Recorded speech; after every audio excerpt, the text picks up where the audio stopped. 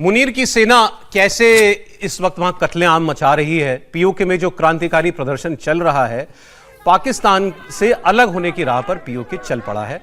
मुनीर की कायर सेना जितना खून बहा रही है, ये बगावत उतनी ज्यादा भड़कती जा रही है और अब तो आग लाहौर तक पहुंच गई है। यहाँ पीओके में हो रहे जुल्म के खिलाफ आवाज बुलंद की गई। लाहौर प्रेस क्लब के बाहर सैकड़ों लोग जमा हुए, महिलाएं भी अच्छी खासी तादाद में इसमें थी।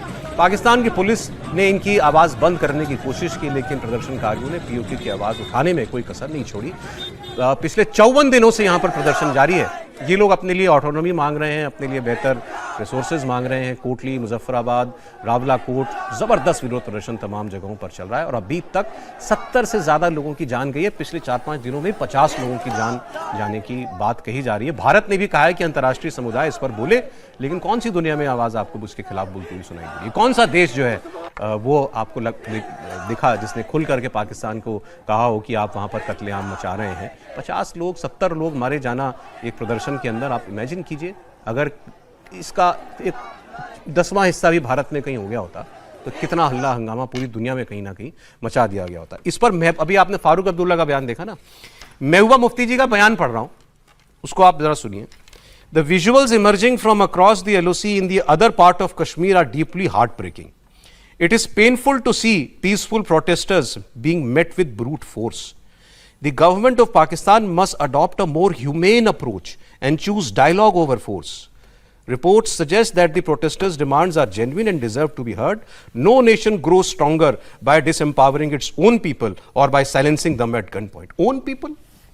POK के लोग पाकिस्तान के own people हैं और ये महबूबा मुफ्ती कह रही है कहां गया कश्मीर? कहांगे? उसको आप कश्मीर नहीं मानती? अगर वो कश्मीर है तो वो पीओके के लोग, वो पाकिस्तान के लोग कैसे हैं? और ये भारत की कश्मीर की पूर्व मुख्यमंत्री कह रही है कि अपने लोगों के साथ ज्यादती ना करे पाकिस्तान, डायलॉग करे उनके साथ।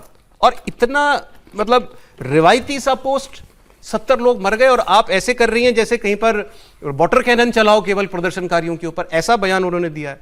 मैं भी इनके बयान पर भी मैं हैरान हूं सर। बहुत, मैं हैरान नहीं हूँ क्योंकि वो उस तरह के रवैया हमेशा अपनाते। इन्होंने ये भूल गए क्या पीओके? हाँ, पीओके भूल गए। और दूसरा, वो तो कंडेम करके शुरुआत करनी चाहिए ना, यदि आप उस बयान को देख रहे हो। और यहाँ जो पीओके में जो हो रहा है, मेरे ख्याल से हम लोग हर रोज़ चिंता इस बात पर करते हैं। और महबूबा मुफ्ती जी को पहले तो कंडेम करना चाहिए कि पाकिस्तान सरकार कैसे करे। मोर ह्यूमन क्या है? आपने उसमें एक शब्द और बोला कि मोर ह्यूमन भी है ना, तो मोर ह्यूमन क्या है? वो तो अनह्यूमन, इनह्यूमन, जो भी कह लें, गोलीबारी, मारपीट, सब कुछ वहाँ पर पाकिस्तान की सरकार जो जिस तरह से कुचल सकती है वो कुचल रही है।